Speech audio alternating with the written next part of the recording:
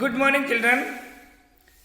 आज हम 7th class की जो हमारी बुक है हनीकम, उसका 5th चैप्टर है क्वालिटी। आज हम ये लेसन पढ़ेंगे। इसके जो राइटर हैं वो हैं जोहन गैल्सवर्दी। आज इसका हम पार्ट 1 पढ़ने जा रहे हैं।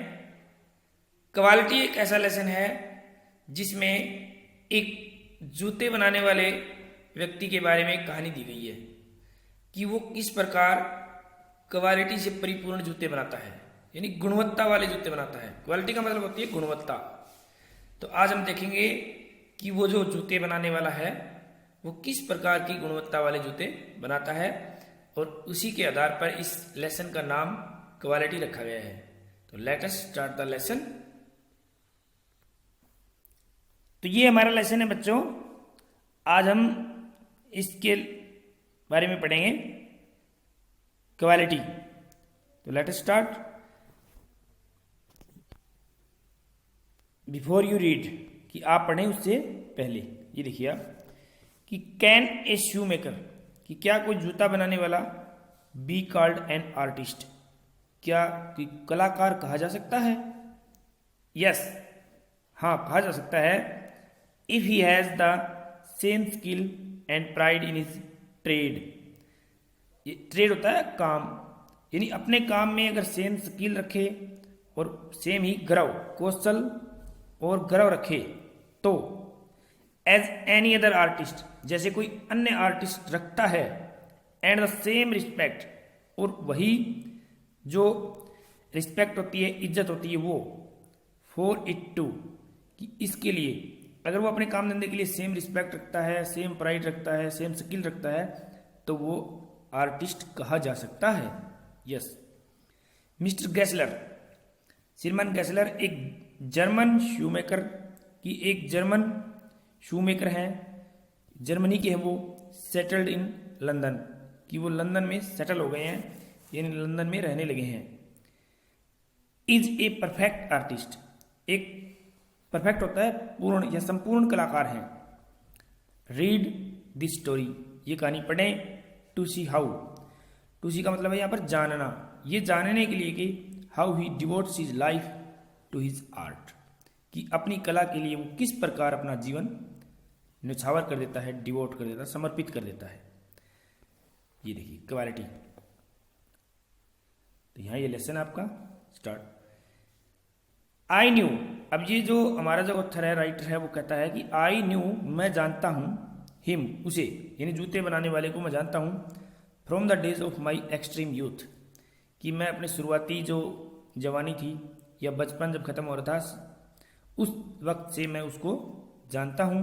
Because he made my father's boots, क्योंकि वो मेरे पिता के बूट बनाते थे। ही lived with his Elder brother, वो अपने बड़े भाई के साथ रहते थे। ओल्ड एल्डर एल्डर एल्डेस्ट, तो बड़े भाई के साथ रहते थे। इन हिज शॉप, अपनी दुकान में रहते थे। Which was in a small by street, कि जो एक छोटी गली में थी। कहाँ थी? In a fashionable part of London, London के एक फैशनेबल हिस्से में वो दुकान थी, एक गली में। The shop had a certain quiet distinction, जो उनकी दुकान थी उसकी एक विशेष पहचान थी। There was no sign upon it, इसके ऊपर कोई भी साइन निशान नहीं था। अदर देन, इसके अलावा, किसके अलावा? एक साइन था कि नेम ऑफ गैसलर ब्रदर्स, कि उसके ऊपर नाम था Gessler brothers. And in a window a few pairs of boots, और एक खिड़की में कुछ जूते रखे होते थे। तो आप देखेंगे कि क्या लिखा हुआ उनकी दुकान के आगे। देखिए आप, यहाँ ये दुकान है, तो इस दुकान के ऊपर क्या लिखा हुआ है? गैसलर ब्रदर्स, ये गैसलर वो भाई हैं दोनों, ठीक है, गैसलर ब्रदर्स। और यहाँ ये आप विंडो में कुछ पेयर ऑफ शूज देख सकते हैं। तो सिर्फ ये साइन था और कोई साइन नहीं था, यही बात यहाँ पर ये कहना चाह रहा है, ठीक है। नेक्स्ट, ही मेड ओनली, वो केवल वही बनाता था। ओनली व्हाट वाज ऑर्डर, जो ऑर्डर दिया जाता था, यानी जो आदेशित किए जाते थे वही बनाता था वो। एंड व्हाट ही मेड, और जो उसने बना दिया, never failed to fit, fit होने में फेल नहीं होता था, यानी हमेशा फिट ही आते थे। टू मेक बूट्स, कि जूते बनाना, सच बूट्स एज ही मेड, और ऐसे जूते बनाना कि जैसे वो बनाता था। सीम्ड टू मी देन, मुझे तब लगता था, and still seems to me, और मुझे अब भी लगता है। क्या? मिस्टीरियस एंड वंडरफुल, कि रहस्यमयी और अद्भुत या बड़े ही सुंदर, कि उस वक्त भी मुझे वही बात लगती थी, आज भी वही बात लगती है। I remember all my Sai marks well, कि मैं अच्छी तरीके से, मुझे वो याद है मेरे जो शर्माने की जो बातें थी। वन डे, एक दिन, while stretching out him my youthful foot, कि एक दिन जब मैं उनके सामने अपना पैर फैला रहा था, यूथफुल फुट यानी अपने जवानी का जो पैर था वो फैला रहा था उनके सामने। Isn't is awfully hard to do mister Gessler, मैंने उनसे पूछ लिया कि इजेंट इट, क्या ये नहीं है, एवरफुली हार्ड, कि मुश्किल रूप से या दर्दनाक रूप से कठिन मेहनत नहीं है क्या ये जूते बनाना श्रीमान गेस्लर जी, ये मैंने पूछा। एंड हिज आंसर, और उसका उत्तर था, given with a sudden smile, एक अचानक एक स्माइल के साथ, from out of redness of his beard, उसकी दाढ़ी की जो बीच में रेडनेस थी, यानी उसको होठ थे, वहां से एक स्माइल से उत्तर आया। कहां से? It is an art, it, इसका मतलब है इट इज एन आर्ट, कि यह एक कला है, इट इज एन आर्ट। यहाँ ये इस प्रकार की स्पेलिंग इसमें कुछ गड़बड़ दी गई है।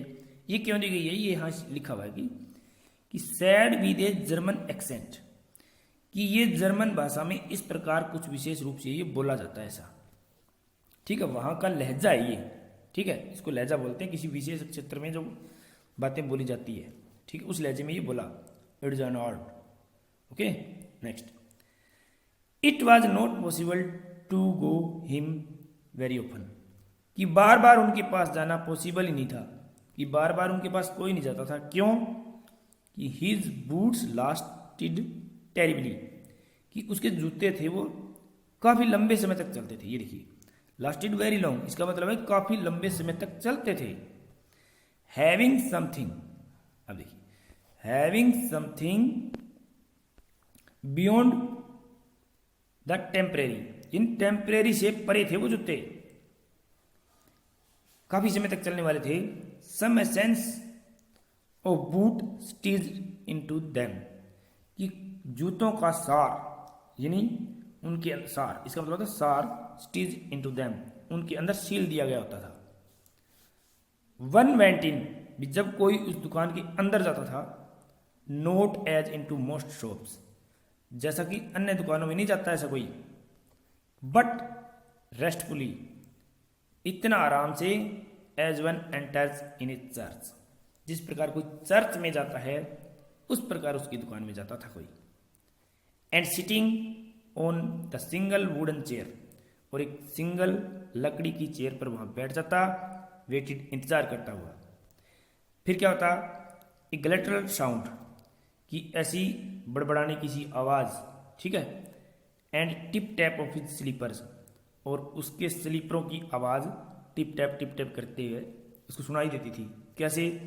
Beating the narrow wooden stairs, कि वो पतली लकड़ी की सीढ़ियों से उतर कर आता था वो, ठीक है, तो उसकी आवाज टिप टैप आती थी। And he would stand before one without coat, और किसी के सामने वो बिना कोट के खड़ा हो जाता था। ए लिटिल बैंट, थोड़ा झुका हुआ, इन लेदर एप्रन, और चमड़े के एप्रन पहना हुआ, विद स्लीव्स टर्न्ड ब्लैक, और उसकी स्लीव्स जो थी वो पीछे मुड़ी हुई थी। इसमें आप थोड़ा सा इस चित्र को देखेंगे तो समझ जाएंगे। यहाँ एक लेदर एप्रन आया है, एक स्लीव्स टर्न्ड बैक आई है, तो ये देखिए, यहाँ देखिए, ये जो है ना, इसने जो ऊपर से कपड़ा डाला है इसको हम एप्रन बोलते हैं, ओके। और इसकी स्लीव जो है ये देखिए आप, इसकी बाहें हैं वो थोड़ी सी मुड़ी हुई ऊपर, टर्न बैक मुड़ी हुई है, ओके। अब देखिए आप, यहाँ थे हम, कि leather apron with sleeves turn back, okay, उसकी स्लीव जो पीछे मुड़ी हुई थी। ब्लिंकिंग, झपकाते हुए, आंखें झपकाते हुए, as if awakened from some dream of boots, जैसे वो किसी बूट के सपने से उठ के आया हो, इस प्रकार अपनी आंखें झपकाते हुए वो आता है। एंड आई वुड से, और मैं कहता हूं या मैं कहता था, how do you do mister Gessler, कि मिस्टर गेसलर आप कैसे हैं।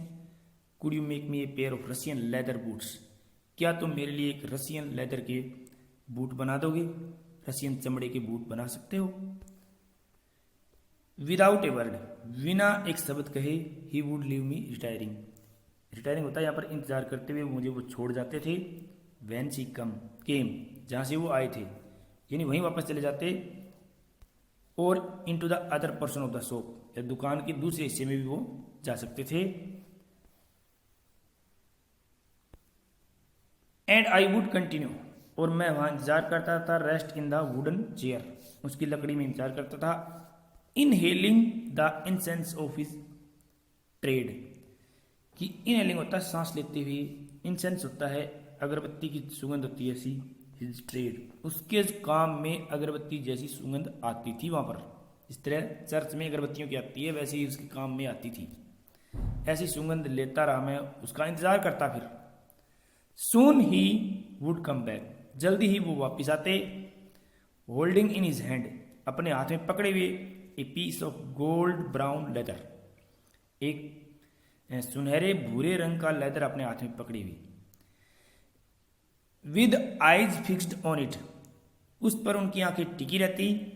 वुड रिमार्क, ये कहते हुए, वो क्या कहता, व्हाट ए ब्यूटीफुल पीस, वहां कितना सुंदर टुकड़ा है, व्हाट ए ब्यूटीफुल पीस।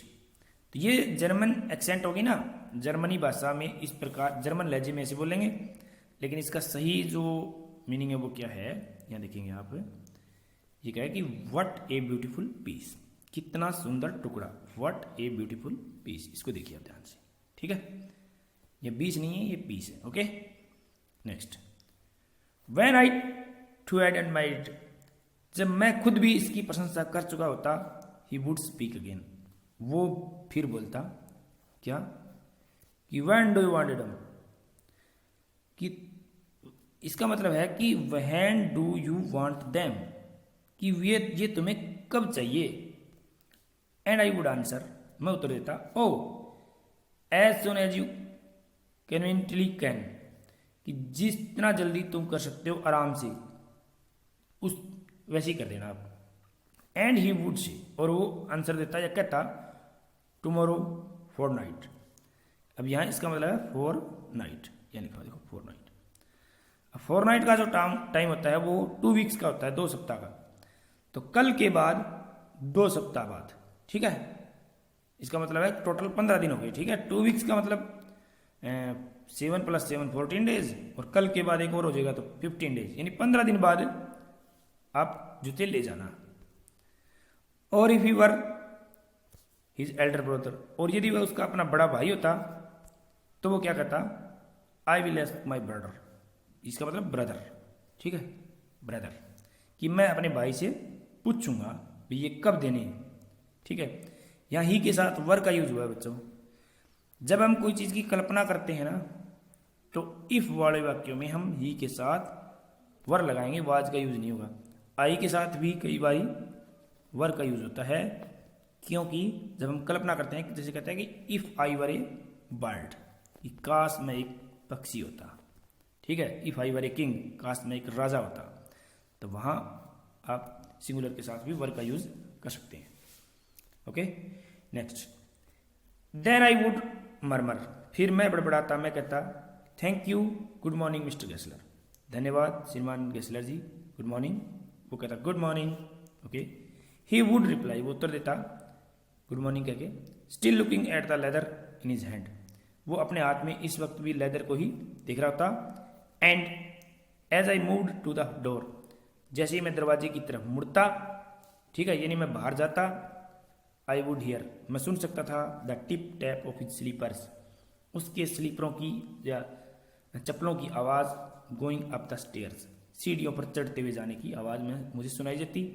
और वहाँ क्या करता वो, to his dream of boots, कि वो अपने जूतों के सपनों में वहाँ खो जाता, कि वो मतलब कि वो उसमें अपनी आत्मा लगा के काम करता था, अपने सपने में खो के ऐसे काम करता था, इतने बढ़िया बूट बनाता था वो।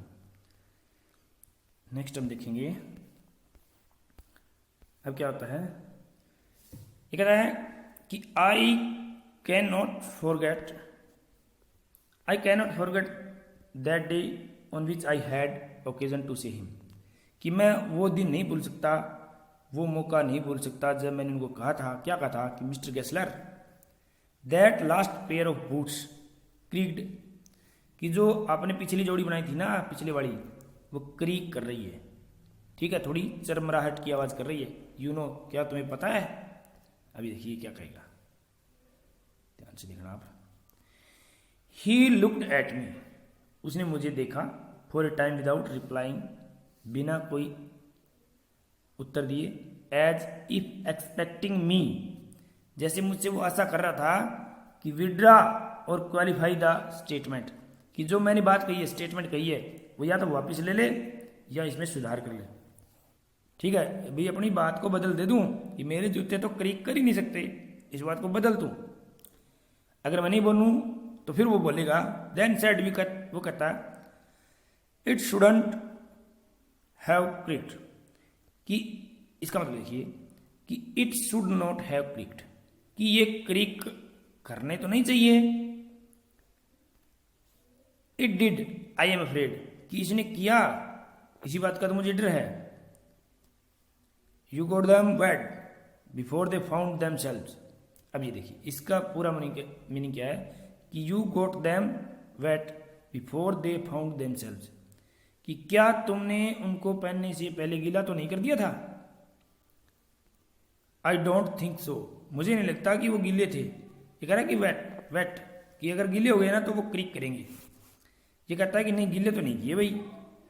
अब ये कहता है फिर मिस्टर गेस्लर कहता है कि एट दैट, इस पर तो ही लोवर्ड हिज आइज, वो अपनी आंखें झुका लेता, या उसने झुका ली। एक दिन की घटना ये पास्ट इंडेफिनिट में चलेगी, उसने झुका ली। As if hunting for memory of those boots, कि जैसे वो उनकी आवाज़ को, उसकी मेमोरी को वो याद कर रहा हो। एंड आई फेल्ट सॉरी, और मुझे उस वक्त थोड़ा खेद भी महसूस हो रहा था। I had mentioned this great thing, कि मैंने इतनी बड़ी बात कह दी। सेंड देम बैक, इसका मतलब है सेंड देम बैक, ये देखिए सेंड देम बैक, उनको वापस भेज दीजिए। सेंड देम बैक, उनको वापस भेज दीजिए। ही सेड, उसने कहा I will look at them, इसका मतलब I will look at them, यानी मैं उनको देखूंगा, उनको चेक करूंगा। ठीक है, नेक्स्ट जम बूट्स, इसका मतलब है सम बूट्स, ये देखो सम बूट्स, कुछ बूट ऐसे होते हैं। ही कंटिन्यूड स्लोली, वो धीरे धीरे कहता रहा, are bad from birth, are bad from birth, कि some boots are bad from birth, कि कुछ जो जूते होते हैं वो जन्म से ही बुरे हो जाते हैं। If I can do nothing with them I take them off your bill, ये कहता है कि if I can do nothing with them, कि मैं उनके साथ कुछ नहीं कर पाया, यानी मैं उनका सुधार नहीं कर पाया। I will take them off your bill, कि मैं तुम्हारे बिल से उनको हटा दूंगा, यानी तुम्हारे बिल में उनके पैसे नहीं जोड़ूंगा मैं, ओके, यानी फ्री दे दूंगा। तो फर्स्ट चैप्टर के लिए इतना ही। सेकंड पार्ट में हम इस पूरे लेसन को करेंगे। थैंक यू, ओके बच्चों।